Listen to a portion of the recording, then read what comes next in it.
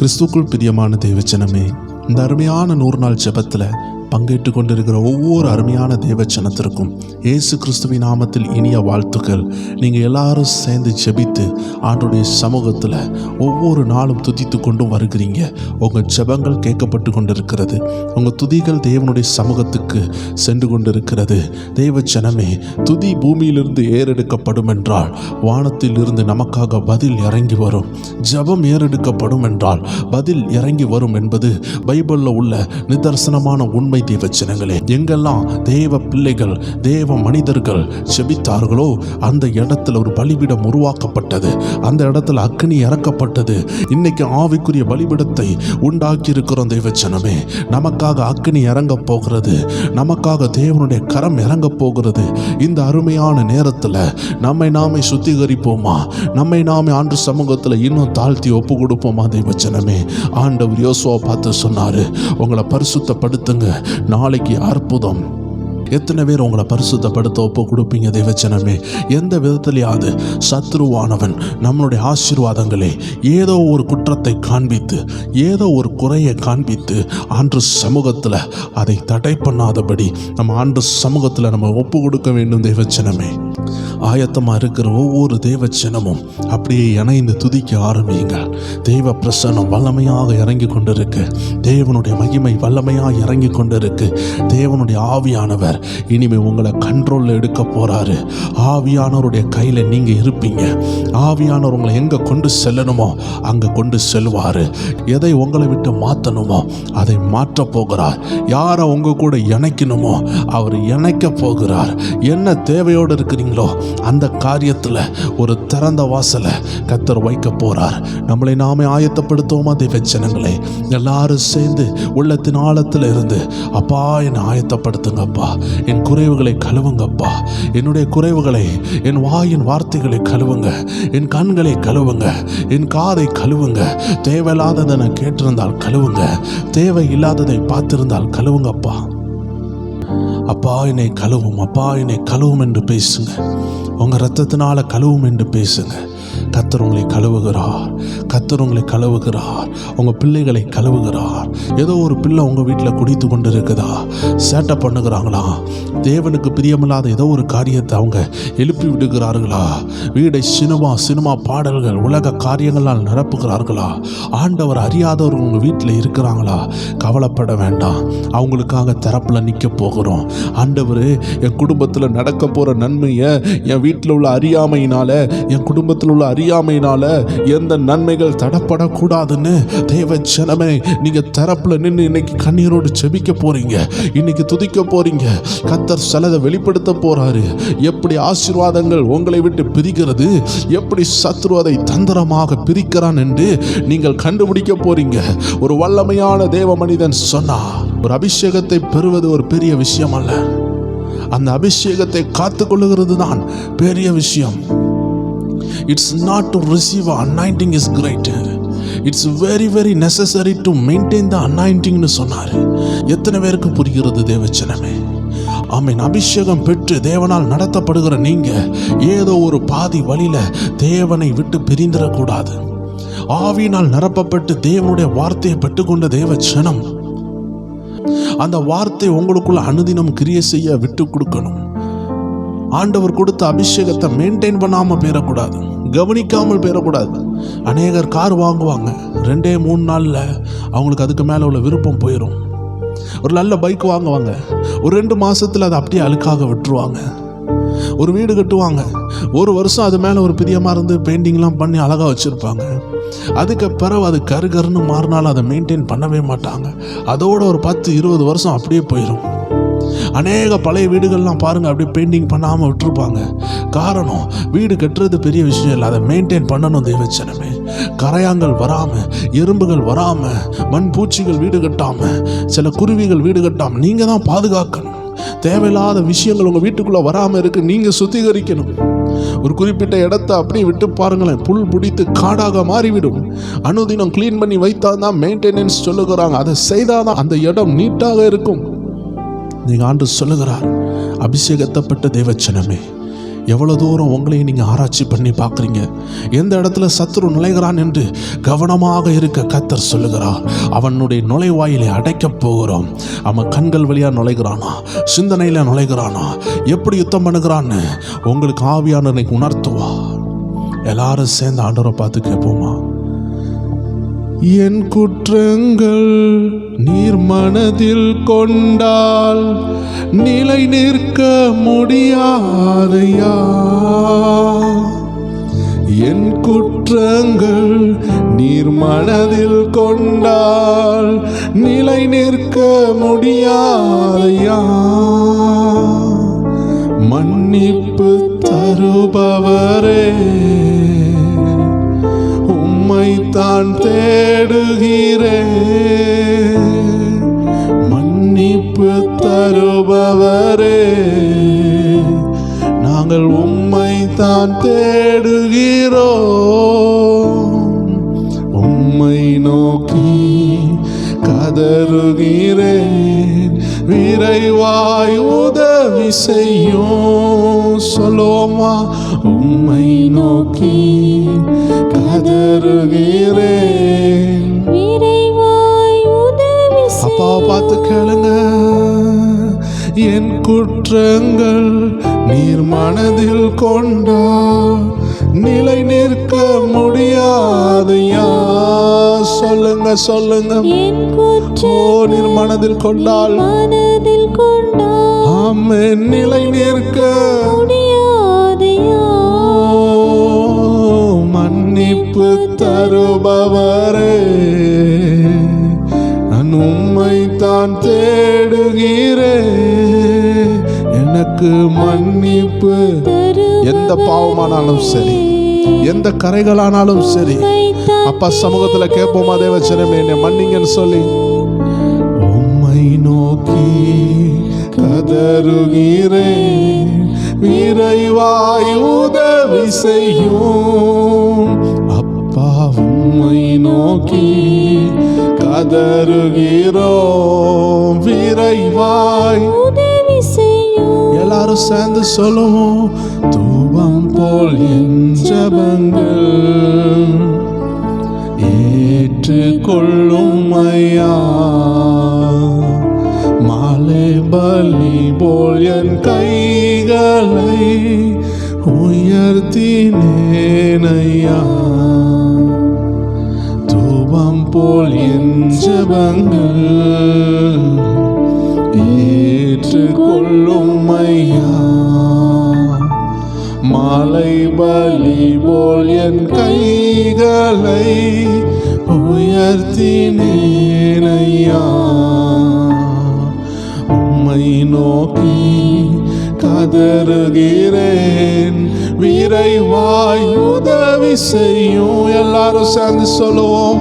உம்மை நோக்கி கதறுகிறோம், விரைவாய் உதவி செய்யும். எல்லாரும் சேர்ந்து உம்மை நோக்கி கதறுகிறோம், விரைவாய் உதவி செய்யும். ஆமென். விடியலுக்காய் காத்திருக்கும் காவலனை பார்க்கிறோம். அபிஷேகப்பட்ட தேவஜனமே இணைந்து சொல்லுங்களேன். அப்பா நான் காத்திருக்கிறேன். எத்தனை பேர் சொல்றீங்க? ஒரு காவலனை பார்க்கிறோம், என் நெஞ்சம் ஆவலோட உமக்காய் ஏங்குதையா. என் நெஞ்சம் ஆவலோட உமக்காய் ஏங்குதையா. உம்மை நோக்கி கதறுகிறேன், விரைவாய் உதவி செய்யும். எல்லாரும் சேர்ந்து சொல்லுவோமா? உம்மை நோக்கி கதறுகிறேன், விரைவாய் உதவி செய்யும். தூபம் போல் என் ஜெபம் அப்படியே தூபம் போல ஏற்றுக்கொள்ளப்படணும்ப்பா. ஆமென். அப்படியே ஆண்டவர் சமூகத்துக்கு கடந்து செல்லணுமே, அதுக்குள்ள எல்லா தடையும் மாறணுமேன்னு எத்தனை தேவஜன உள்ளத்துல இருந்து செபித்து கொண்டு துதித்து கொண்டு இருக்கிறீங்க. போல் என் ஜெபங்கள் ஏற்றுக்கொள்ளும் ஐயா. மலை பலி போல் என் கைகளை உயர்த்தினேன் ஐயா. உம்மை நோக்கி கதறுகிறேன், விரைவாய் உதவி செய்யும். உம்மை நோக்கி நான் கதறுகிறேன், விரைவாய் உதவி செய்யும். உம்மை நோக்கி கதறுகிறோம், விரைவாய் உதவி செய்யும். எல்லாரும் சேர்ந்து சொல்லுவோம். உம்மை நோக்கி கதறுகிறோம், விரைவாய் உதவி செய்யும். ஆம் தேவஜனமே, நம்மளுடைய துதியெல்லாம் பரலோக ராஜ்யத்துக்கு நேராக போய் கொண்டிருக்கிறது. ஆண்டவர் காட்டுகிறார் நம்ம துதியெல்லாம் அப்பா சமூகத்தில் துதியாக அப்படி பறந்து செல்லுகிறது. ஆண்டவர் காட்டுகிறார். அநேகருக்கு பயம் இருக்கிறது. ஆண்டவர் என் ஜெபத்தை கேட்க மாட்டாரோ, எனக்கு பதில் அளிக்க மாட்டாரோ? ஆண்டவர் சொல்லுகிறார், பயப்படாதே என்று சொல்லுகிறார். ஒரு குறைவு உண்டு என்றால் அந்த குறைவை எப்படி நிறைவாக்க வேண்டும் என்று தகப்பன் சொல்லி தருவேன்னு சொல்லுகிறார். ஆண்டவரே, என் வாழ்க்கையில் இந்த குறை வந்துட்டப்பா, இதனால எனக்கு ஒரு அற்புதம் நடக்காமல் போயிருமோன்னு ஒரு பயமா இருக்குதுன்னு அநேகர் சொல்லி கொண்டு இருக்காங்க. ஆவியானவர் சொல்லுகிறார், பயப்படாதே. நீ ஒரு தவறு செய்தாலும், சில நேரம் தவறான பாதையில் நீங்க போயிருந்தாலும், ஆண்டவர் அதை திரும்பி ரீக்ரியேட் பண்ணுகிறது ஆவியானவர் காட்டுகிறார். தேவ ஜனமே, ஒரு ஆசிரியர், ஒரு டீச்சர் நம்ம தவறாய் ஒரு நோட்டில் எழுதும் பொழுது, தெரியாமல் எழுதும் பொழுது அதில் ஒரு தவறு இருக்கும் என்றால் அதை நாம் கிட்ட வந்து, மகனே இதில் ஒரு தப்பு இருக்கு, மகளே இதில் ஒரு தப்பு இருக்குன்னு நம்மளை சீர்திருத்துகிறது போல அருமையாக ஆண்டவர் ஒரு நல்ல ஆசிரியராக, நல்ல தகப்பனாக என்ன மிஸ்டேக் விட்டோமோ அந்த மிஸ்டேக்கை கரெக்ட் பண்ண ஆவியானவர் உதவி செய்கிறார். ஒருவேளை அப்படிப்பட்ட தவறுகள், ஏதோ ஒரு கூடுதல் குறைவுகள் நம்ம வாழ்க்கையில் வந்திருக்கலாம். அது நடந்து பல வருடங்களாக இருக்கலாம். ஆனால் மறக்க முடியாமல் நீங்கள் இருப்பீங்க. ஏதோ ஒரு விதத்தில் யார் மூலமாவோ நீங்கள் காயப்பட்டு இருக்கலாம். ஏதோ விதத்தில் சத்ரு உங்கள் ஜெபத்தை தடை பண்ணி கொண்டு இருப்பான். ஆண்டவர் சொல்லுகிறார், இன்னைக்கு ஆண்டவர் அதை செப்பனிடுகிறார். அந்த குறைகளை மாற்றுகிறார், அந்த குறைகளை கழுவுகிறார். எல்லாரும் சேர்ந்து சொல்ல போறீங்க, ஆண்டவரே என் வாய்க்கு காவல் வையும் அப்பா, என் நாவை ஆளுகை செய்யுங்கப்பா. அன்னைக்கு பரிசுத்த ஆவியானவர் இந்த நாவல இறங்கினது போல எங்கள் நாவில் இறங்கணுமே, எங்கள் குடும்பத்தில் இறங்கணுமே, எங்கள் பிள்ளைகள் மேல் இறங்கணுமே, எங்கள் தேசத்தில் தேவ ஜனத்தின் மேல் இறங்கணுமே. இந்த கடைசி காலத்தில் மாம்சமான யாவர் மேலும் என் ஆவியை ஊற்றுவேன் சொன்ன ஆண்டவருடைய அந்த மகிமை இறங்கணும்னு எத்தனை தேவ ஜனங்கள் வாஞ்சியோடு இருக்கிறீங்க? அப்படி வாஞ்சியோடு இருக்கிறீங்களா?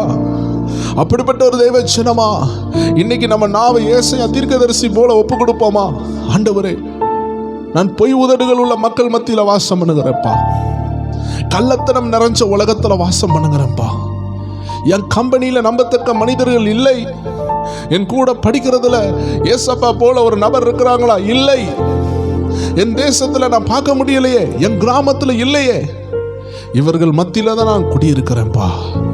ஆனாலும் என்ன, தண்ணியில போட்ட எண்ணெயை போல, தண்ணியோடு எண்ணெய் கலராதது போல அப்பா, எவ்வளவுதான் ஒரு மீன் அந்த தண்ணிக்குள்ள கடந்தாலும், உப்பு தண்ணியில இருந்தாலும் அந்த உப்பு அந்த மீனுக்குள்ள போகாதது போல இந்த பாவமான உலகத்துல பாவம் எனக்குள்ள வந்து விடாதபடி என்னை காத்துக்கொள்ளுங்கப்பா. ஒருவேளை ஏதோ பாவங்கள் வந்து போயிருந்தா என்னை கழுவுங்கன்னு சொல்லி ஆண்டவர் சமூகத்துல ஒப்பு கொடுத்து ஜெபிப்பீங்களா தேவஜனமே? என் கண்கள் உம்மைத்தானே நோக்கி இருக்கின்றன. எத்தனை பேர் சொல்வீங்க? என் கண்கள் உம்மைத்தானே நோக்கி இருக்கின்றன. அடைக்கலம் புகுந்தே நான் அழிய விடாதையும், அடைக்கலம் புகுந்தே நான் அழிய விடாதையும், உம்மை நோக்கி கதறுகிறேன், விரைவாய் உதவி செய்யும். உம்மை நோக்கி கதறுகிறே நிறைவாய் உதவி செய்யும். எல்லாரும் சேர்ந்து சொல்லுவோம். தூபம் போல் ஜெபங்கள் ஏற்றுக்கொள்ளும் ஐயா, மலை பலி போல் என் கைகளை உயர்த்தினேன் ஐயா. ஓ மலை பலி போல் என் கைகளை உயர்த்தினேன் ஐயா. ஆம் தெய்வச்சனமே, ஆண்டோடைய வார்த்தை எவ்வளோ அழகா சொல்லப்பட்டிருக்குது. என் வாய்க்கு ஒரு காவல் வைங்கப்பா. ஆமென். இன்னைக்கு நம்மளுடைய வாய்க்கு ஒரு காவலை தேவன் வைப்பாராக. நம்ம கண்ணுக்கு ஒரு காவலை வைப்பாராக. சத்ருவானவன் நம்ம மாம்ச சரீரத்தில் ஆசைகளை உபயோகப்படுத்தி இவ்வுலகத்தின் ஆசைகளை காண்பித்து மாம்ச எண்ணங்கள், மாம்சத்தின் இச்சை, ஜீவனத்தின் பெருமைகளை கொண்டு வந்து தேவ ஜனமே நம் மேல் வைத்த தேவ திட்டத்தை நாசம் பண்ணுகிறான். இன்னைக்கு ஆண்டவர் நம்முடைய நாவை ஆட்கொள்வாராக. ஒரு அபிஷேகம் நம்மளுடைய நாவில் இறங்கட்டும். வேதம் சொல்லுகிறது, அந்த நாவை கவனமாக நம்ம ஜாக்கிரதையாக பயன்படுத்த வேண்டும் தேவச்சனமே. அதனால ஒவ்வொரு தேவச்சனமும் ஆண்டு சமூகத்தில் உங்களை ஒப்பு கொடுங்க. தேவன் அந்த நாவை ஆளுகை செய்யட்டும், கண்களை ஆளுகை செய்யட்டும். விசேஷமாக தேவன் நம்மளுடைய நாவல அபிஷேகமுள்ள வார்த்தையை வைக்கிறார். அந்த இடத்துல உள்ள ஜீவ ஊற்று நாசாகாதபடி தேவ ஜனங்கள் ஒவ்வொரு பேரும் ஆண்டு சமூகத்தில் ஜெபத்தோடு இருங்க. கர்த்தருடைய ஆவியானவர் நம்மளோடு பேசுவாராக. கிறிஸ்துக்குள் பிரியமான தேவச்சனமே, வேதம் சொல்லுகிறது நாவும் நெருப்பு தான். ஆம் தேவச்சனமே, அதனால தான் நம்மளுடைய நாவுக்கு ஒரு காவல் வேண்டும், நம்மளுடைய வாய்க்கு ஒரு காவல் வேண்டும். தேவச்சனங்கள் புரிய வேண்டும். அநேக ஆசீர்வாதங்கள் நமக்கு முன்னாடி வைக்கப்பட்டிருக்கிற ஆசீர்வாதங்களை நம்முடைய நாவை கொண்டு அழிக்கவும் முடியும், நம்முடைய நாவை கொண்டு வாழவும் முடியும். தேவச்சனமே, எனக்கு ஒரு அருமையான தகப்பனை தெரியும். அவர் அடிக்கடி அவருடைய மகளை பார்த்து சொல்லுவார், உனக்கு படிக்கவே தெரியாது என்று சொல்லி கொண்டே இருப்பார். உன் வாழ்க்கை இப்படிதான் ஆகும் என்று சொல்லுவார். அவருடைய வாயாலேயே அந்த பிள்ளை மனம் அடைந்து ஒரு நாள் தற்கொலை பண்ணி ஆமீன் அந்த தகப்பனை விட்டு இழந்து போனாள். இது நடந்த சம்பவம் தேவச்சனமே. எத்தனையோ இடத்துல பார்க்கிறோம் தேவச்சனமே. உங்க நாவு எதை சொல்லுதோ அது அப்படியே நடக்கும். ஒரு குறிப்பிட்ட இடத்துல 2 கிராமங்களுக்கு சண்டை நடந்தது தேவச்சனமே. அந்த நேரத்துல ஒரு குறிப்பிட்ட நபர் இரவு நேரத்துல இன்னொரு கிராமத்துல போய் அந்த ஊர் தலைவரை பார்த்து இப்படி ஆக்கும் சொல்லி ஒரு பொய்யை சொல்லிவிட்டு வருகிறார். அந்த பொய்க்கு பின்பு அந்த ஊர் தலைவர் என்ன செய்கிறார் என்றால், மற்றொரு கிராமத்தில் உள்ள எல்லா ஓலை குடிசைகளையும் தீ வைக்கிறதுக்கு சில ஆட்களை அனுப்பினார். அப்படி அந்த இரவில் அவன் ஏராளமான வீடுகள் ஒரு மனிதனுடைய பொய்யினால் தீ பிடித்து எரியப்படுகிறது. கிட்டத்தட்ட 170 குடும்பம் அந்த இடத்துல வசித்து வந்தார்கள். அந்த 170 குடிசை வீடுகள் இருக்கக்கூடிய அந்த இடத்துல சின்ன கைப்பிள்ளைகள், அவன் பால் குடிக்கிற சின்ன குழந்தைகள், ஏராளமான நபர்கள், கிட்டத்தட்ட ஒரு 100 வீடுக்கு மேலாக தீப்பிடித்து எரிந்தது. ஒரே ஒரு மனிதனுடைய பொய்யினால. வேதம் சொல்லுகிறது, யாக்கோபு 3ஆம் அதிகாரம் 6ஆவது வசனத்தில் சொல்லப்படுகிறது, நாவு நெருப்பு தான். ஆம் தேவச்சனமே, நாவில் ஒரு நெருப்பு இருக்கிறது. அந்த நெருப்பை நாம் அழிக்கவும் உபயோகப்படுத்தலாம், ஆக்கவும் உபயோகப்படுத்தலாம். இன்னைக்கு நம்முடைய நாவு தேவனுக்காக பயன்படுகிறதா இல்ல சாத்தானுக்காக பயன்படுகிறதா? தேவச்சனமே, இந்த ஏடிஎம் மிஷின் முன்னாடி நிற்கும் பொழுது நம்ம சில பாஸ்வேர்டை டைப் பண்றோம் பார்த்தீங்களா? இப்படியாக்கும் நம்மளுடைய நாவும் ஒரு அருமையான பாஸ்வேர்டு போல. தேவச்சனமே, உங்க நாவை கரெக்டா ஆவியில் நிரம்பி தீர்க்க தரிசன வார்த்தைகளை உங்க வாயில சுமந்தீங்கன்னா ஆமீன், உலர்ந்த எலும்புகளுக்குள்ள உயிர் உண்டாகும், மரித்து போன சூழ்நிலையில உயிர் உண்டாகும். ஆம் தேவச்சனமே, நம்முடைய ஆண்டவராகிய இயேசுவின் வாயிலிருந்து கிருபை உள்ள வார்த்தைகள் புறப்பட்டதா. வேதம் அருமையாக சொல்லுகிறது. லூக்கா 4ஆவது அதிகாரம் 22ஆவது வசனத்தை கவனித்து பாருங்கள் தேவச்சனமே. இந்த அருமையான தீர்க்க தரிசன செய்தியை கேட்டுக்கொண்டிருக்கிற தேவச்சனமே, உன் உள்ளத்துல பதித்து வைக்க கர்த்தருடைய ஆவியானவர் சொல்லுகிறார், உன் கிட்ட இருக்கிற பெரிய ஆயுதமே உன் நாவு. உன் நாவு எந்த ஊற்றிலிருந்து தண்ணியை கொண்டு வருகிறது என்று கவனமாக கவனிக்க வேண்டும். அது உள்ளத்தில் உள்ள தேவனுடைய உறவிலிருந்து அந்த தண்ணீரை மொண்டு கொண்டு வருகிறதா, இல்லை என்றால் உள்ளத்தில் வசனம் இல்லாமல் உலக எண்ணங்களினாலும் பிசாசுனுடைய தந்திரங்களினாலும் அது வார்த்தையை வெளியே கொண்டு வருகிறதா என்று ஜாக்கிரதையாக இருக்க வேண்டும் தேவச்சனமே. அந்த வசனம் சொல்லுகிறது, எல்லாரும் அவருக்கு நற்சாட்சி கொடுத்து அவருடைய வாயில் இருந்து புறப்பட்ட கிருபை உள்ள வார்த்தைகளை குறித்து ஆச்சரியப்பட்டு, இவன் யோசேப்பின் குமாரன் அல்லவா என்றார்கள். ஆம் தேவச்சனமே, லூக்கா 4:22 சொல்லப்பட்ட வார்த்தையை தான் நம்ம வாசித்தோம். அது கிருபை உள்ள வார்த்தை இயேசுவின் வாயிலிருந்து புறப்பட்டது. அன்பான வார்த்தை, அருமையான வார்த்தை, காயம் கட்டும் வார்த்தை, எவ்வளவு அருமையான வார்த்தைகள் அவன் இயேசுவினுடைய வாயிலிருந்து புறப்படுகிறது. ஏசாயா தீர்க்கதரிசி மூலமாக தேவன் அருமையாக நாவை குறித்து பேசியுள்ளார். ஏசாயா தீர்க்கதரிசி புஸ்தகத்தில் 50வது அதிகாரம் 4வது வசனத்தை வாசிக்கும் பொழுது, இளைப்படைந்தவனுக்கு சமயத்துக்கு ஏற்ற வார்த்தையை சொல்ல நான் அறியும்படிக்கு கர்த்தராகிய ஆண்டவர் எனக்கு கல்விமானின் நாவை தந்தருளினார். எவ்வளோ அருமையான வார்த்தை தேவச்சனமே. கல்விமானின் நாவு, எந்த நேரத்தில் எதை பேசணும், யார்கிட்ட எப்படி பேசணும், இளைப்படைந்தவங்களை எப்படி தேற்றணும், சமயத்துக்கு ஏற்ற வார்த்தை எப்படி பேசணும், யார்கிட்ட எதை சொல்லணும், யார்கிட்ட எதை சொல்லக்கூடாது, எந்த நேரம் எதை எப்போ சொல்லணும். ஆம் தேவச்சனமே, சில நேரம் நீங்கள் சொல்கிறது கரெக்டான விஷயமா இருக்கும், ஆனால் தவறான நபராக இருக்கும். சில நேரம் நீங்கள் சொல்ல போகிறது கரெக்டான விஷயம், கரெக்டான நபராக இருக்கும், ஆனால் தவறான நேரமாக இருக்கும். இன்னைக்கு ஆண்டவர் சொல்லுகிறார், தேவ ஆவியினுடைய ஏவுதலை பெற்றுக்கொள்ள வேண்டும். தேவ ஆவியினுடைய ஏவுதல் இல்லாமல் உங்கள் நாவை ஜெபத்திற்கோ, ஒரு மனிதனோடு பேசுகிறதற்கோ, இல்லை ஒரு குடும்பத்தோடு பேசுகிறதற்கோ நீங்கள் உபயோகப்படுத்தினீர்கள் என்றால், தேவச்சனமே, மையில்லாத பேனா பேப்பரை கிழித்து எரிகிறது போல உங்கள் வார்த்தைகள் அநேகருடைய உள்ளத்தை காயப்படுத்தும். ஒரு மை உள்ள வந்துவிட்ட பிறகு ஒரு இங்குள்ள பேனா எவ்வளோ மெதுவாக எழுதுகிறது, ஒரு சாஃப்ட்னஸ் உண்டாகிறது. அந்த பெண்ணினுடைய நிப்புக்கும் அந்த பேப்பருக்கும் இடையில் அந்த இங்கு செய்கிற வேலையை பாருங்களேன், ஸ்மூத்னஸை உண்டாக்குது. அந்த பேனாவுக்கும் பேப்பருக்கும் இடையில இங்கு இல்லை என்றால், அந்த பேனாவுடைய முனை, அந்த நிப்புன்னு சொல்லக்கூடிய பகுதி, அது பேப்பரை கிறுக்க ஆரம்பிக்கும், சிறிது நேரத்தில் கிழிக்க ஆரம்பிக்கும். இது நம்ம எல்லாரும் அனுபவித்திருக்கிறோம். தேவச்சனங்களே, இன்னைக்கு ஆண்டவர் சொல்லுகிறார், உனக்குள்ள தேவனால் சாரமேற்றப்பட்ட, உப்பால் சாரமேற்றப்பட்ட, பரிசுத்த ஆவியினால் நிரப்பப்பட்ட வார்த்தை உனக்குள்ள இருக்குதா? இல்லை என்றால் கொதிக்கிற தண்ணி போல உள்ள வேதனையான வார்த்தைகள் தான் உன்னிடம் உண்டா என்று ஆராய்ச்சி பண்ண ஆவியானவர் சொல்லுகிறார். ஏனென்றால் உன் நாவுக்குள்ள ஒரு அபிஷேகம் மறைந்திருக்க தேவன் விரும்புகிறார். உன்னை நோக்கி ஒரு போராட்டம் வரும் பொழுது உன் நாவு என்ற ஆயுதத்தை நீ உபயோகப்படுத்தினால் அநேக சூழ்நிலைகள் மாறும். கடல் சீற்றங்கள் வந்தது, போராட்டங்கள் வந்தது, சீசர்கள் எல்லாரும் பயந்தார்கள். ஆண்டவர் எழும்பி கடல் சீற்றங்களை அதட்டினார். அந்த நேரத்தில் உபயோகப்பட்டது ஆண்டவருடைய வாயிலிருந்து வந்த அந்த வார்த்தை உதடுகளினால் மட்டும் வரவில்லை, நாவினால் பேசப்பட்டது. நாவு இல்லாமல் உதடு பேசாது தேவச்சனமே.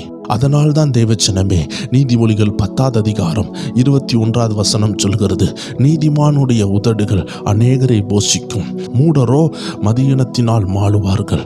ஆம் தேவச்சனமே, உதடு என்றால் நாவோடு சேர்ந்தது. நாவு, உதடு எல்லாம் சேர்ந்துதான் வாய். இன்னைக்கு ஆண்டவர் சொல்லுகிறார், அந்த நாவு பொல்லாததா இருக்கிறதுனால உன் ஆசீர்வாதத்தை அதே கெடுத்துவிடும். இந்த 100 நாள் பண்ண ஜெபமும் 5 நிமிஷத்தில் வீணாகக்கூடிய ஒரு வாய்ப்பு இருக்கிறது தேவச்சனமே. அதுதான் புலம்பல் என்ற ஆவி. மறுதலிக்கிற ஆவிகள் உங்களுக்குள்ள கிரியை செய்ய விடாதபடி தேவச்சனங்கள் தரப்புல நிற்க வேண்டும். ஏனென்றால் தேவன் சில விஷயங்களை செய்கிறதற்கு சில தாமதங்கள் ஆகலாம், 1-2 நாள் டிலே ஆகலாம். ஆம் தேவச்சனமே, அற்புதம் நிச்சயம் நடக்கும். அதுக்கு சில ப்ராசஸ் உண்டு தேவச்சனமே. அந்த ப்ராசஸ் கடந்து தான் உங்கள் கையில் வரும். அந்த ப்ராசஸ் வரைக்கும் நீங்கள் பொறுமையாக இருக்க வேண்டியது கர்த்தர் உங்கள்கிட்ட எதிர்பார்க்குற விஷயம். தேவன் எல்லா காரியத்தையும் அரேஞ்ச் பண்ணி தந்திருக்கிறார். ஆனால் உங்கள் நாவு நீங்கள் கவனமாக உபயோகப்படுத்தலைன்னா அதே நாவால் தேவனை துதிக்கவும் செய்றீங்க, அதே நாவினால் தேவனை வெறுக்கவும் செய்வீங்க. இன்னைக்கு ஆண்டவர் சொல்லுகிறார், நீதிமானுடைய உதடுகள் அநேகரை போஷிக்கும் என்று வேதம் சொல்லுகிறதே. உங்கள் நாவு அநேகரை போஷிக்கட்டும். அநேக குடும்ப தலைவர்களுடைய நாவு இன்னைக்கு குடும்பத்தை போஷிக்காமல் அநேகரை காயப்படுத்துகிறதை இன்னைக்கு சபைக்கு போற குடும்பத்தில் கூட நம்மளால பார்க்க முடிகிறது. அருமையான தேவச்சனமே, ஏன் அந்த பேச்சில் ஒரு மாற்றம் இல்லை? ஏன் ஒரு சாந்தம் இல்லை? ஏன் ஆவியில் ஒரு எளிமை இல்லை? அந்த பழைய சுபாவங்கள், பழைய நண்பர்கள், ஏதோ விதத்தில் அந்த பழைய காரியம் இன்றும் அந்த மனிதர்களுக்குள்ள செயல்படுகிறது. சில சகோதரிகளுக்குள்ளேயும் இந்த மாதிரி போராட்டங்கள் இருக்கிறது. அவர்கள் ரட்சிக்கப்பட்டு வந்த பிறகும் ஒரு போராட்டம் வந்துட்டு நான் கெட்ட வார்த்தை போட தொடங்கிடுவாங்க, போராட தொடங்கிடுவாங்க, வாக்குவாதம் பண்ண தொடங்கிடுவாங்க. இது அவங்க பழைய சுபாவம் அவங்களை ஆளுகை செய்கிறது. வேதம் சொல்லுகிறது, இருளின் ராஜ்யத்தில் இருந்து நம்ம வெளிச்சத்தின் ராஜ்யத்தில் வந்துட்டோம், அன்பின் குமாரனுடைய ராஜ்யத்திற்கு வந்துட்டோம். முன்னொரு காலத்தில் நம்ம துன்மார்க்கமாக இருந்தோம், ஆண்டவரை அறியாத ஜனமாக இருந்தோம், வேறு ஜாதியாக, ஆண்டவருக்கு பிரியமில்லாத ஒரு நபராக வேதத்தில் சொல்லப்பட்டபடி இஸ்ரவேலின் காணியாட்சிக்கு புறம்பாக நம்ம இருந்தோம், தேவனுக்கு பிரியமில்லாதவர்களாக இருந்தோம். ஆனால் இயேசு கிறிஸ்துவினால் இப்பொழுது அன்பின் குமாரனுடைய ராஜ்யத்தில் வந்திருக்கிறோம். ஸோ இன்னைக்கு ஆண்டவர் சொல்லுகிறார், நீ எப்படி இருந்தா என்பது விஷயம் அல்ல, இப்பொழுது எங்க இருக்கிறாய் என்பதுதான் விஷயம். அதனால நான் அந்த நாட்கள் அப்படி வாழ்ந்துட்டேன், அதனால என்னால் மாற முடியவில்லை என்று சொல்லக்கூடாது. மாற முடியவில்லை என்றால் இன்னும் இருளின் ராஜ்யத்தினுடைய ஆதிக்கம் உங்கள் மேல் இருக்கிறது. அந்த ஆதிக்கத்தை உடைத்தெறியதான் கர்த்தர் வந்திருந்தார். அந்த கர்த்தருடைய திட்டத்தை நீங்கள் ஏற்றுக்கொண்டு அவருடைய திட்டத்துக்குள்ள நிலைத்திருக்க கர்த்தர் உங்களை அழைக்கிறார். நான் இருளில் ராஜ்யத்தில் இருந்த பொழுது எப்படி பேசினேனோ அப்படிதான் இப்பொழுதும் பேச முடியுது என்று சொன்னீங்கன்னா இருளின் ஆவிகள் உங்களை பின்தொடர்கிறது என்று அர்த்தம் தேவச்சனமே. அதனால உங்க பேச்சில் கர்த்தர் ஒரு மாற்றத்தை தருவாராக. நீங்க அதுக்கு விட்டு கொடுக்கணும். எப்படி அந்த பழைய இருளின் ராஜ்யத்தினுடைய ஆவிகளுக்கு உங்களை விட்டு கொடுக்குறீங்களோ அதே போல பரிசுத்த ஆவியானவருக்கு விட்டு கொடுக்கணும்.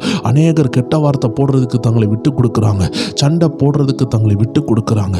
இன்னைக்கு ஆண்டவர் சொல்லுகிறார், நீங்க பரிசுத்தமாய் வாழ விட்டு கொடுக்கணும். வேதம் சொல்லுகிறது, தானாய் பரிசுத்தமாய் வாழ முடியாது, நம்ம விட்டு கொடுத்தாதான் பரிசுத்தமாய் வாழ முடியும். பரிசுத்தம் சொல்லுகிறது தானாய் வரவும் செய்யாது தேவச்சனமே. வேதம் சொல்லுகிறது, தேவனால் பிறந்தவன் தன்னை காக்கிறான், பொல்லாங்கன் அவனை தொடான். அப்படி என்றால் என்ன? பொல்லாங்கன் வந்து தொடக்கூடாதுன்னு ஆண்டவர் முழுவதாக தடுக்கவில்லை. நீங்கள் உங்களை காத்து கொள்ளாவிட்டால் பொல்லாங்கன் தொடுவான். ஆம் தேவச்சனமே, முழு ப்ரொடெக்ஷன் ஆண்டவர் தந்தார்னா அது கம்ப்யூட்டர் கேமாக மாறிவிடும். இந்த வீடியோ கேமில் எப்பொழுதுமே கம்ப்யூட்டர் விளையாடும். அந்த நேரம் நம்ம விளையாடும் பொழுது அந்த கம்ப்யூட்டர் என்ன ஆகும்னா எப்போவுமே அது ஜெயித்து கொண்டே இருக்கும். நம்மளால் அதை ஜெயிக்க முடியாது. ஏன்னா அது ஆட்டோமேட்டிக்காக விளையாண்டு கொண்டு இருக்குது, நம்ம மேனுவலாக விளையாடுகிறோம். இதே போல தான் தேவச்சனமே, ஆண்டவர் நம்மளை ஒரு கம்ப்யூட்டராக மாற்றலை. எப்பொழுதுமே பாவ எண்ணங்கள் இல்லாமல் வாழக்கூடிய ஒரு சுபாவத்தை அவர் தரவில்லை. அப்படி செய்திருந்தால் நம்ம ரோபோட்டாக மாறி இருப்போம், ஒரு வாயில்லாத ஜீவனை போல மாறி இருப்போம். நம்ம சொந்தமாக யோசிக்க கூட முடியாது. ஆனால் ஆண்டவர் அன்புள்ளவர், அதனால நம்ம சொந்தமாக யோசிக்க நமக்கு திராணி தந்திருக்கிறார். நல்லதை செய்யவும் நமக்கு திராணி இருக்குது, கெட்டதை செய்யவும் திராணி இருக்குது. அதனால தான் அநேகர் இன்னைக்கு தீய பழக்கத்தில் விழுந்து கொண்டிருக்கிறாங்க. ஏன் இன்று ஆண்டவர் நாவை குறித்து பேசுகிறார்? ஏன் அந்த நாவு உங்க ஆயுள் சக்கரத்தை எரித்து போடுகிறது என்று வேதம் சொல்லுகிறது. வேதம் அழகாக சொல்லுகிறது, இந்த நாவை கரெக்டாக உபயோகப்படுத்தவில்லை என்றால் பிசாசை விரட்ட முடியாது, உங்க ஆசீர்வாதத்தை சுதந்திரிக்க முடியாது. ஸோ இந்த நாவு என்னெல்லாம் செய்து இந்த நாவை எப்படி கரெக்டாக பயன்படுத்தணும் என்று ரெண்டே காரியங்களை நம்ம இன்னைக்கு பார்த்து இந்த ஜெபத்தை நம்ம ஜெபித்து முடிப்போம். இந்த ஜெபத்திற்கு பிறகு ஆண்டவர் உங்க நாவை ஆளுகையில் எடுப்பார். இனிமே நாவு உங்க கண்ட்ரோலில் இருக்கக்கூடாது. கோபத்தை ஜெயிக்க ரொம்ப எளிமையான வழிகள் இருக்கிறது. போராட்டங்களை ஜெயிக்க ரொம்ப எளிமையான வழிகள் இருக்கிறது தேவச்சனமே. சண்டையை ஜெயிக்க ரொம்ப எளிமையான வழிகள் இருக்கிறது தேவச்சனமே. இன்னைக்கு ஆண்டவர் அந்த காரியங்களை உங்கள் கண்களுக்கு முன்பாக திறப்பாராக. அப்படிப்பட்ட அதிசயமான வசனங்கள் உங்கள் இருதயத்திற்குள் செல்வதாக. யாராவது நாவினால் போராட்டத்தை பெற்று அநேகரால் குறை சொல்லப்பட்டு கொண்டு இருக்கிறீங்களா? அநேகர் உங்களை காயப்படுத்துகிறாங்களா? இந்த மனுஷன் வாயை திறந்தாலே எல்லாமே நாசம் ஆயிரும், இந்த மனுஷி வாயை திறந்தாலே அந்த இடத்துல தீ பிடிக்காத குறைதான்னு யாராவது உங்களை அசிங்கப்படுத்துகிறாங்களா தேவச்சனமே? வேதம் சொல்லுகிறது, எல்லா மனிதர்களும் கெட்டவர்கள் தான், நீதிமான் ஒருத்தர் கூட இல்லை. எல்லாரும் நீதிமானாய் மாறக்கூடிய இயேசுவின் ரத்தத்தினால கழுவி அந்த ஆண்டவராகிய இயேசுவின் சித்தத்திற்கு ஒப்பு கொடுத்து வேத வசனத்தினால் மறுரூபமானார்கள். இன்னைக்கு அதே பாக்கியம் உங்களுக்கும் இருக்குது என்று ஆண்டவர் உங்களை பார்த்து பேசுகிறார். அதனால மனம் முடிந்து போக வேண்டாம். எத்தனையோ நாள் ஆயிட்டு இந்த நாவை கண்ட்ரோல் பண்ண முடியலையேன்னு நீங்க பயப்பட வேண்டாம். இந்த வசனங்களை கவனமாக கேட்டு உங்களை விட்டு கொடுங்க. உங்கள் நாவை ஈஸியாக கண்ட்ரோல் பண்ண கர்த்தர் உதவி செய்வாராக. ஏன் இந்த நாவு ரொம்ப பெரிய சப்ஜெக்டா வேதத்தில் இருக்குதுன்னா தேவச்சனமே, யாக்கோபு 3:2 சொல்லுகிறது, நாம் எல்லோரும் அநேக விஷயங்களில் தவறுகிறோம். ஒருவன் சொல் தவறாதவன் ஆனால் அவன் பூரண புருஷனும் தன் சரீரம் முழுவதையும் கடிவாளத்தினால் அடக்கிக் கொள்ளக்கூடியவனுமாய் இருக்கிறான். அப்படி என்றால் என்ன தேவச்சனமே, ஒரு பூரண புருஷன் எதில் இருந்து கண்டுபிடிக்க முடியும்? ஒரு நல்ல ஆவிக்குரிய மனுஷனை எதில் இருந்து கண்டுபிடிக்க முடியும்? அவன் சொல் தவற மாட்டான். அவன் ஜெபிப்பேன்னு சொன்னால் ஜெபிப்பான். ஏன்னா அவன் சொன்னது தான் சொந்தமாக சொல்லியிருக்க மாட்டான். உள்ள ஆவியின் ஏவுதலினால், பரிசுத்த ஆவியின் ஏவுதலினால் அவன் சொல்லியிருப்பான். அதுதான் அந்த பூரண புருஷனுடைய அழகு. அவன் சொல்லியிருப்பான், இன்னைக்கு இந்த காரியத்தை அன்று செய்ய சொல்றாரு, நான் அதை செய்வேன். சாயந்தரம் பார்த்து அழகா செஞ்சு முடித்திருப்பான். காரணம், அவனுடைய நாவு ஒரு ஜீவ ஊற்றுல அது வேரூன்றி இருக்குது. இன்னைக்கு அந்த ஜீவ ஊற்றுல எப்படி வேரூன்றி கொள்ளணும்னு கர்த்தர் உங்களுக்கு சொல்லி தருவாராக. அதற்கு முன்பதாக இந்த நாவை பற்றி வேதம் அழகா சொல்லுகிறது. கப்பலினுடைய எடுத்துக்காட்டை வைத்து அழகா சொல்லுகிறது. குதிரையினுடைய எடுத்துக்காட்டை வைத்து சொல்லுகிறது. குதிரைக்கு கடிவாளம் போட்டா எப்படி அது கீழ்ப்படுகிறதோ, அதே போல கப்பலுக்கு ஒரு சுக்கான்னு சொல்லக்கூடிய ஸ்டியரிங் மாதிரி ஒரு காரியத்தை பைபிள் அழகா சொல்லுது. பெரிய பெரிய பொருட்கள் கூட சில குறிப்பிட்ட விஷயத்தினால கண்ட்ரோல் ஆகுது. அதே போல தான் தேவச்சனமே, ஒரு மாடை பாருங்க, அதுக்கு மூக்கணாங்கயர்னு ஒன்று இருக்குது. இதே போல மனுஷனை அடக்கிறதுக்கு ஆண்டவர் உபயோகப்படுத்துகிற விஷயமே நாக்கு தான். ஏன்னா இந்த நாக்கை வைத்து தான் நல்ல விஷயமும் ஸ்ப்ரெட் ஆகும், கெட்ட விஷயமும் ஸ்ப்ரெட் ஆகும். நான் ஆரம்பத்தில் சொன்னது போல ஒரு கிராமமே தீப்பிடித்து எரிந்ததுக்கு காரணம் ஒரு மனுஷனுடைய நாவிலிருந்து புறப்பட்ட அந்த பொய்.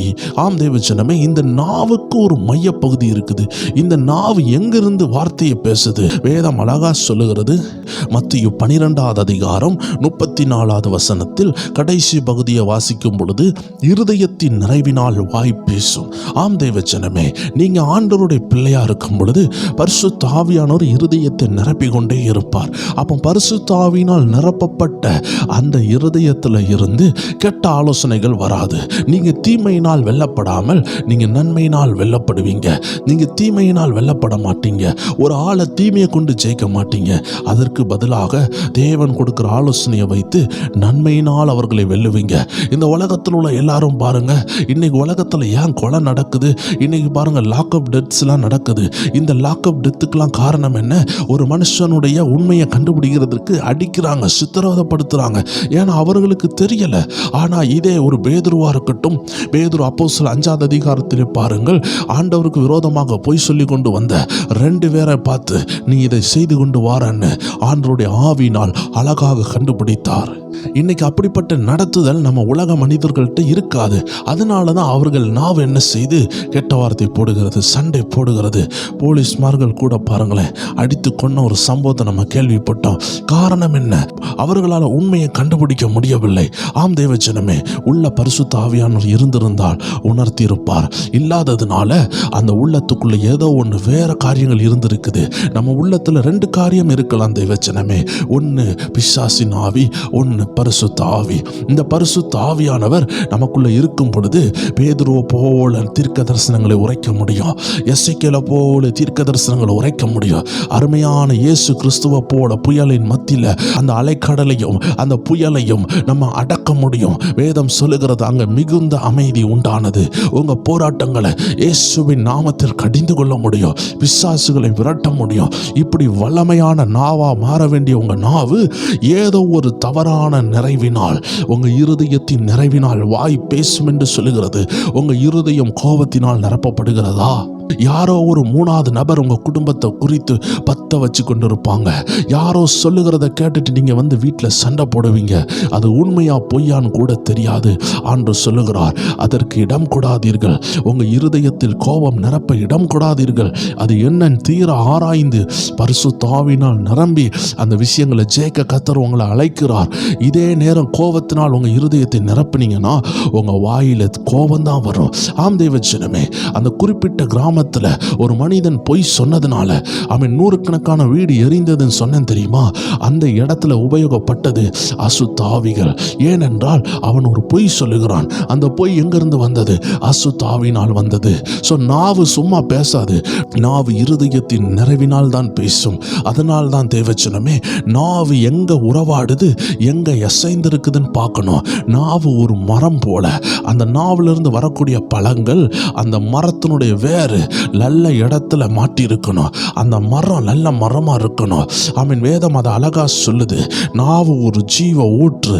யாக்கோபு 3:11 சொல்லுது, ஒரே ஊற்றுக்கண்ணில் இருந்து தித்திப்பும் கசப்புமான தண்ணீர் சுரக்குமா? துதித்தலும் சபித்தலும் ஒரே வாயிலிருந்து புறப்படுகிறது. ஆம் தேவச்சனமே, ஒரு மனுஷனுக்குள்ள மாம்சமும் இருக்குது, ஆவியும் இருக்குது.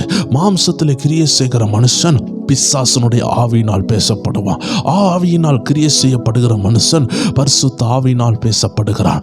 அதனால் தான் பவுல் சொல்லுகிறார், இடைவிடாமல் ஜெபம் பண்ணுங்கள். ஏனென்றால் இடைவிடாமல் ஜெபிக்கிறது உங்களுக்குள்ள இருக்கிற ஆவிக்குரிய சென்சேஷன், ஆவிக்குரிய உணர்ச்சிகளை அப்படியே மங்கி போக பண்ணாமல் ஆவியில விழிப்பா இருக்க கர்த்தர் உதவி செய்வார். அதனால தான் இந்த அருமையான ஜெப கொடுகையில கூட ஏராளமான ஜெபிக்கிற தாயார்கள், ஏராளமான ஜெபிக்கிற தகப்பன்கள், ஏராளமான ஜெப வாலிப பிள்ளைகள் இருப்பீங்க. உங்களுக்கு ஒவ்வொரு நாளும் இரவு தூங்கிட்டு காலையில எழும்பும் பொழுது உங்களுக்குள்ள பாட்டு ஓடுறத நீங்க பார்ப்பீங்க. உங்களுக்குள்ள தானா ஒரு வசனம் ஓடுகிறத பார்ப்பீங்க. ஒரு சொப்பனத்தை கண்டு நீங்க மிட் நைட்ல எழும்புவீங்க. அது பரிசுத்த ஆவியினால் கொடுக்கப்பட்டதுன்னா அந்த மிட் நைட் எழும்பின பிறகு ஜெப ஆவி ஊற்றப்படும். ஜெபிக்க தொடங்குவீங்க. ஆனா நல்ல சினிமா பார்த்துட்டு தூங்கும் பொழுது இரவெல்லாம் கெட்ட கனவு. காலையில எழும்புனா கூட மொபைலை எடுத்து உங்களுடைய தேவையில்லாத காரியங்களை மொபைல்ல பார்த்து வாட்ஸ்அப், ஃபேஸ்புக்னு சொல்லி காலையிலே எந்திரித்து ஜெபிக்க வேண்டிய நீங்க நாசாக கூட வாய்ப்பு இருக்கிறது. ஸோ உங்க இருதயம் எங்க கனெக்டா இருக்குது, அதுதான் விஷயமா இருக்குது. தேவஜனமே, உங்க உள்ளம் பரிசுத்த ஆவியில் இருக்கிறதா, இல்லை என்றால் மாம்ச எண்ணத்தினால் கிரியை செய்கிற அசுத்த ஆவியினால் சாரமேற்றப்பட்டிருக்கிறதா? ஸோ உங்க நாவு பரிசுத்த ஆவியினால் சாரமேற்றிருந்தால் இரவு தூங்கும் பொழுது ஒரு பொல்லாத ஆவி உங்கள் சொப்பனத்தில் தாக்கும் பொழுது, உங்களை வந்து கழுத்தை அமுக்கும் பொழுது, இயேசுவின் நாமத்தில் அதை கடிந்து கொள்ளும் பொழுது அது ஓடி போய்விடும். தேவஜனமே, ஸோ அருமையான தேவஜனமே, ஒரு குறிப்பிட்ட இரவில் பல ஆண்டுகளுக்கு முன்பதாக நான் ஒரு குறிப்பிட்ட இடத்துல ஊழியம் செய்கிறதுக்கு போயிருந்தேன். அந்த இடத்துல நான் படுத்து தூங்கும் பொழுது, அந்த மேல் அறையில் நான் தூங்கி கொண்டிருக்கும் பொழுது ஒரு கருத்த உருவம் வந்து என்னுடைய கழுத்தை அமுக்க ஆரம்பித்தது. நான் எவ்வளோ தடவை அதை தள்ளிவிட முயற்சி பண்ணினேன். ஆனால் என்னுடைய கைகள் செயலிழந்தது, என்னுடைய கால்கள் செயலிழந்தது. என்னால் ஒரு இன்ச்சு கூட மூவ் ஆக முடியலை. அந்த நேரத்தில் ஒரு கருத்த உருவம் என்னுடைய கழுத்தை அமுக்க ட்ரை பண்ணது. ஏன்னா நான் ஊழியத்திற்கு வந்திருக்கிறேன். அதனால அந்த பிசாசுடைய வல்லமைகள் என்னை தாக்க ஆரம்பித்தது. நான் யோசித்தேன், என்னடா இயேசுவின் நாமத்தை கூட சொல்ல முடியலையே. அப்படி சொல்லி கொண்டிருக்கும் பொழுது நான் இருதயத்தில் தியானிக்க ஆரம்பித்தேன். இயேசுவின் ரத்தம் ஜெயம், இயேசுவின் ரத்தம் ஜெயம் சொல்லும் பொழுது அந்த பொல்லாத ஆவி அங்கிருந்து ஓடுகிறதை என்னால் பார்க்க முடிந்தது. ஸோ அருமையான தேவஜனமே, நீங்கள் எல்லாம் தெளிவாக இருக்க வேண்டிய காலம். உங்கள் நாவை நீங்கள் எதற்கு விட்டு கொடுக்குறீங்களோ அதை தான் உங்கள் நாவு பேச போகிறது. அதனால தான் வேதம் சொல்லுகிறது, நீதிமொழிகள் 18:21, மரணமும் ஜீவனும் நாவின் அதிகாரத்தில் இருக்கும், அதில் பிரியப்படுகிறவர்கள் அதன் கனியை புசிப்பார்கள். ஆண்டு சொல்லிட்டாரு, உங்க கையில தான் மரணம் இருக்கு, ஜீவனும் இருக்கு. ஆம் தேவச்சனமே, உங்க கையில மரண கனியையும் இந்த ஜீவ கனியையும் கர்த்தர் கொடுத்திருக்கிறார். ஆம் தேவச்சனமே, ஆதாம் ஏவாளையும் நாசம் போக்கினது அந்த பொல்லாத பிசாசனுடைய நாவு. அந்த பொல்லாத பிசாசனுடைய நாவிலிருந்து ஒரு பொய் வந்தது. அந்த நாவினுடைய பொய்க்கு கீழ்ப்படிந்த ஆதாம் ஏவாளும் பிசாசினால் வஞ்சிக்கப்பட்டார்கள். இன்னைக்கு ஆண்டவர் சொல்லுகிறார், எந்த நாவின் சத்தத்தை கேட்குறீங்க? சில மூணாவது நபர்களுடைய நாவின் சத்தத்தை கேட்காதீர்கள். சில கோவத்தின் நாவினுடைய சத்தத்தை கேட்காதீர்கள். பரிசுத்த ஆவியின் சத்தத்திற்கு கீழ்ப்படியுங்கள். பரிசுத்த ஆவியின் சத்தத்தை கேளுங்கள். எதனால் உங்கள் இருதயத்தை நிரப்புகிறீர்களோ அதனால் தான் தேவச்சனமே உங்கள் வெளிச்சம் பிரகாசிப்பிக்கப்படும். ஆம் தேவச்சனமே, ஒரு விளக்கை நீங்கள் எரிய வைக்கணும்னா அதுக்குள்ள எண்ணெயை ஊற்றணும். ஆனால் எண்ணெய்க்கு பதிலாக தண்ணியை ஊற்றுனீங்கன்னா விளக்கு எரியாது. இன்னைக்கு ஆண்டவர் சொல்லுகிறார், விளக்கு இருக்கிற இடத்துல அருமையான எண்ணெய் ஊற்றப்படணும். நீங்க அநேகருக்கு வெளிச்சம் கொடுக்கணும்னா ஆண்டவர் சொல்லுகிறார், பரிசுத்த ஆவியின் எண்ணெய் ஊற்றப்படணும். உங்களுக்குள்ள அனுதினமும் ஊற்றப்படணும் என்று ஆண்டவர் சொல்லுகிறார். ஸோ உங்கள் உள்ளத்துக்குள்ள எண்ணெய் ஊற்றப்படவில்லை என்றால் ஆமீன், உங்கள் வாயிலிருந்து புறப்பட்டு வருகிறது வெத்து வார்த்தையாக இருக்கும். இன்னைக்கு ஆண்டவர் சொல்லுகிறார், அந்த மரண வார்த்தைகள், வெத்து வார்த்தைகளை பேசாதீர்கள். ஆவியானுடைய சப்போர்ட் இல்லை என்றால் உங்கள் பிள்ளை ஃபெயில் ஆகிட்டு வரும்பொழுது சபிக்க தோணும். உங்கள் வீட்டில் ஒரு பிரச்சனை வரும்பொழுது, உங்கள் கணவருக்கு ஒரு பிரச்சனை வரும்பொழுது ஆவியானவர் உங்களுக்கு துணையாக இல்லை என்றால் ஏச தோணும், கோபப்பட தோணும். உங்கள் பிள்ளைகள் உங்கள் கீழ்ப்படியாமல் போகும் பொழுது எரிந்து கோவப்பட தோணும்.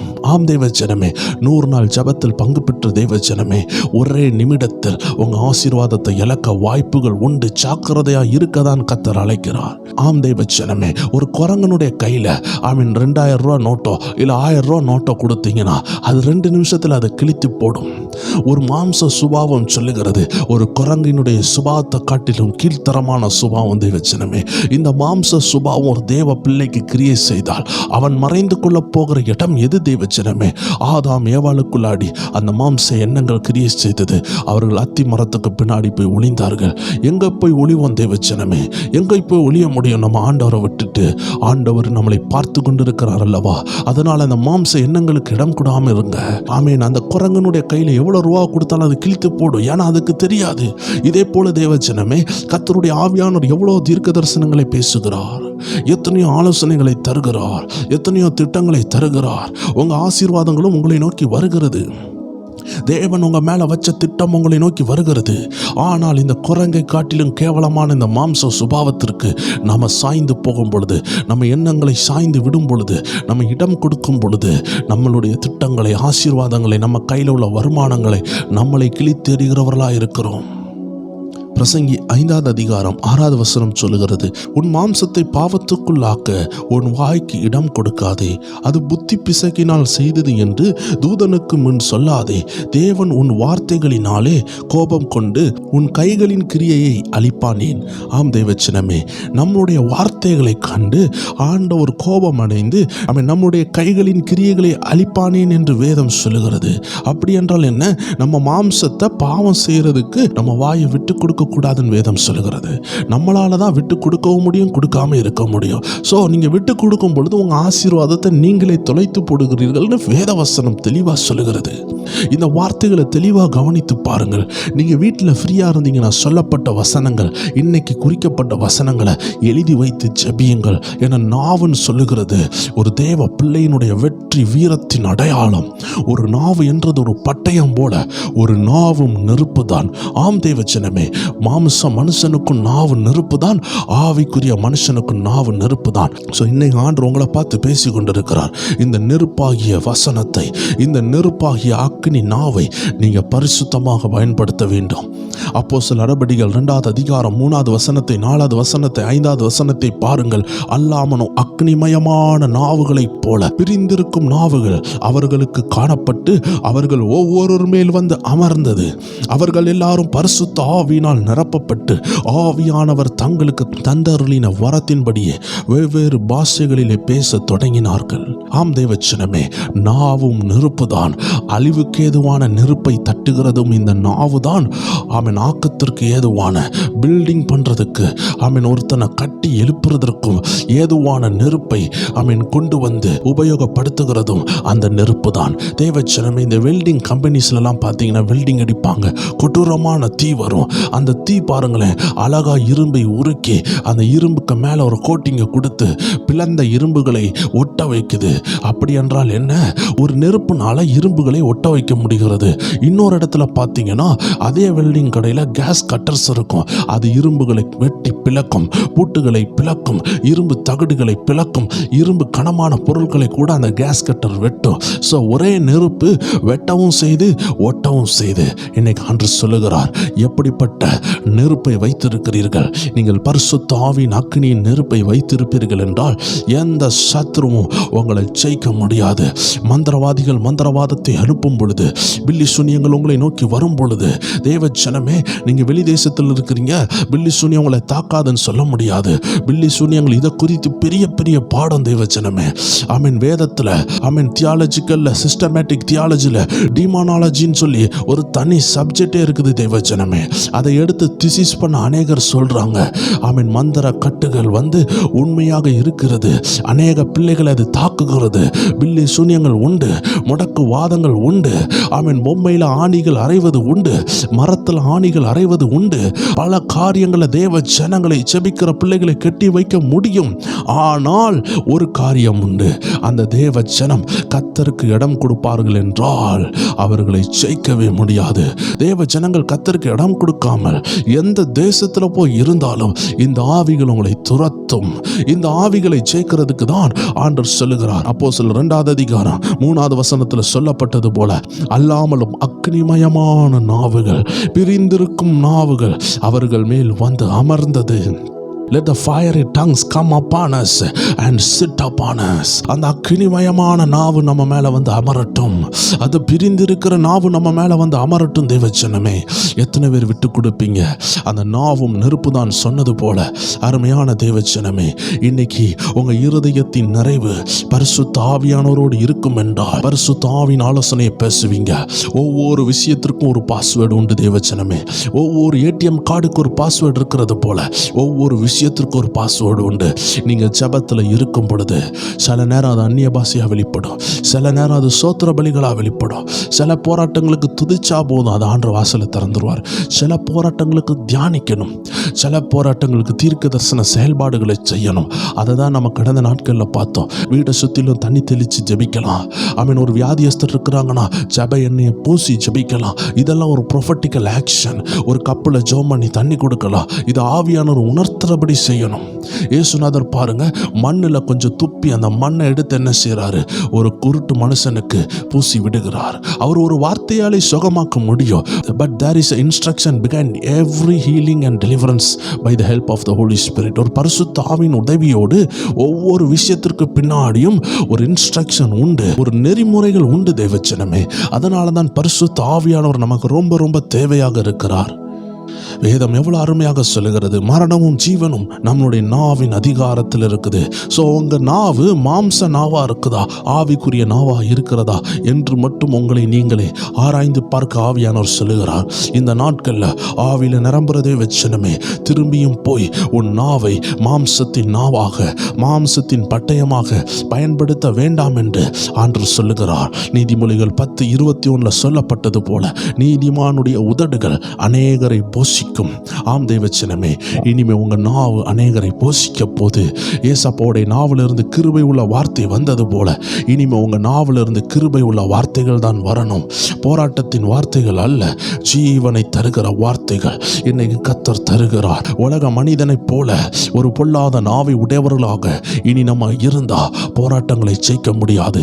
எசேக்கியேலை போல உலர்ந்த எலும்புகளுக்கு ஜீவனை கொண்டு வருகிற தீர்க்க தரிசன நாவை இந்த 100 நாள் ஜெபத்துல அநேகருடைய நாவை கர்த்தர் கூர்மையாக்குகிறார்.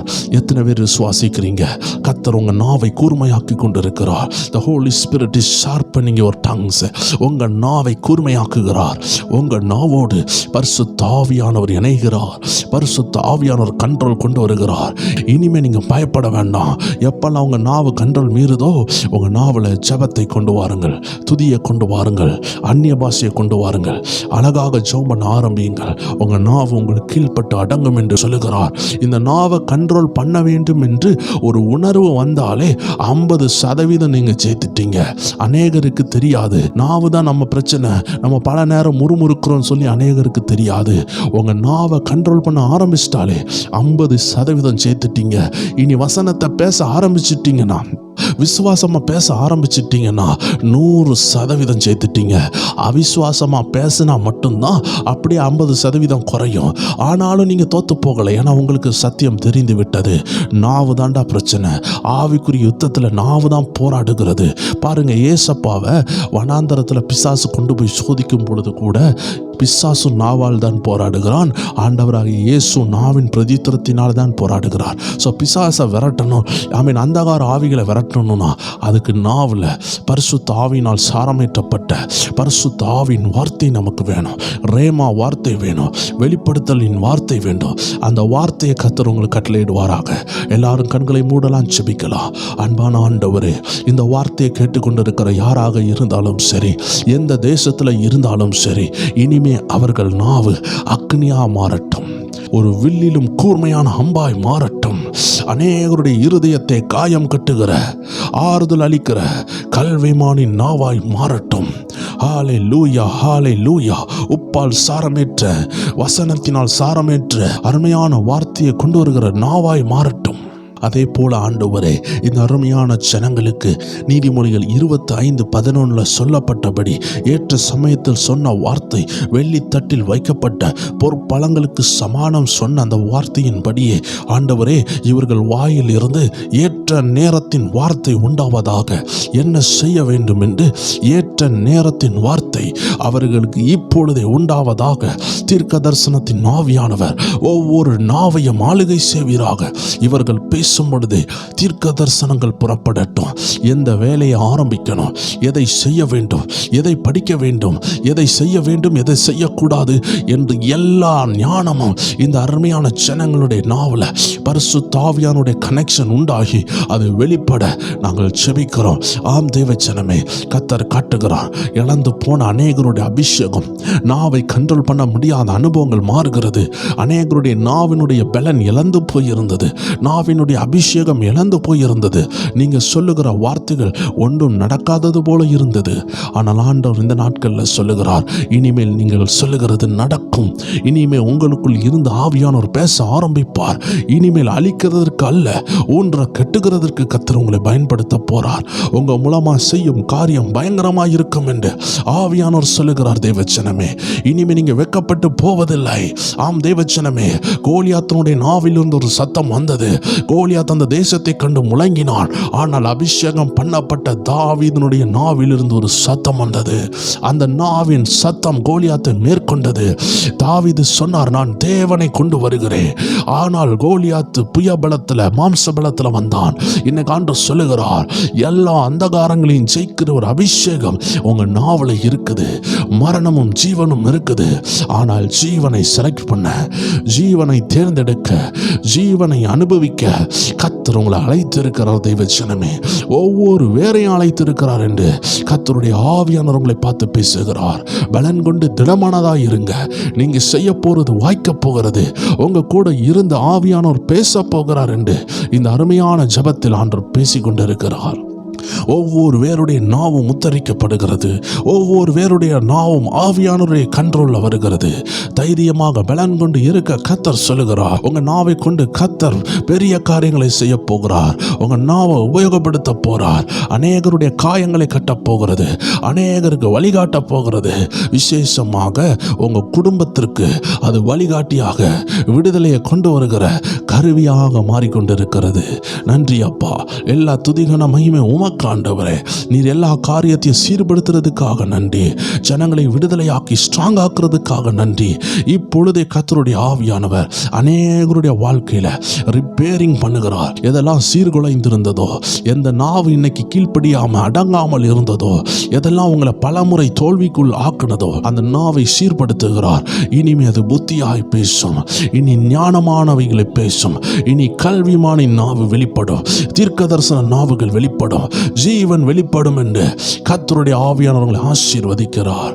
இயேசு கிறிஸ்துவின் நாமத்தில் ஜெபிக்கிறோம் எங்கள் ஜீவனுள்ள நல்ல பிதாவே. ஆமேன், ஆமேன், ஆமேன். God bless you. மீண்டும் நாளைக்கு சந்திக்கலாம்.